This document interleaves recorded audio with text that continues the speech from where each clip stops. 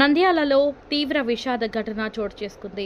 పట్టణంలోని ఎన్జీఓ కాలనీలో బుధవారం తెల్లవారుజామున పురోహితం వృత్తి చేస్తున్న సాయినాథ్ శర్మ తన భార్య శిరీషను కత్తితో గొంతు కోసి హత్య చేశాడు. భార్య పెద్ద మొత్తంలో అప్పులు చేయడంతో ఇద్దరి మధ్య తరచూ గొడవలు జరుగుతూ వచ్చాయి. ఈ క్షణికావేశంలో భర్త ఆమెను హత్య చేసినట్లు తెలుస్తోంది.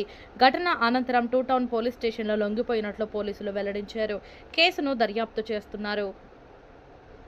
నంద్యాల పట్టణంలో ఎన్జిఓస్ కాలనీలో ఓం శాంతి ధ్యాన కేంద్రం వెనకల శిరీష అనే ఆవిడ ఒక 45 years ఉంటుంది. ఆమె మర్డర్ అయింది. ఆవిడ కూతురే వచ్చి కంప్లైంట్ ఇవ్వడం జరిగింది ఉదయం 7 గంటలకు. విషయం ఏమని చెప్తే వాళ్ళ భర్తనే హత్య చేసినాడు చెప్పేసి.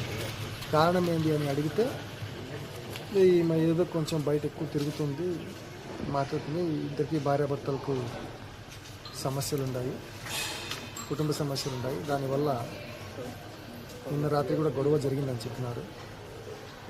రాత్రి సుమారుగా 1:30 గంటలకు బెడ్రూమ్లో గొంతు మీద ఛాతీ పైన పొడిచి చంపేసినారు. అది కంప్లైంట్ వస్తే కేసు రిజిస్టర్ చేసి ఇన్వెస్టిగేట్ చేస్తున్నాము. సార్, ప్రధాన కారణం ఏం సార్? చంపడానికి భర్త భార్యను చంపడానికి ప్రధాన కారణం కుటుంబ కలహాలు. కుటుంబ కలహాలే ప్రధాన కారణం. ఏ విధంగా? భార్య మీద అనుమానం ఉంది ఈయనకి.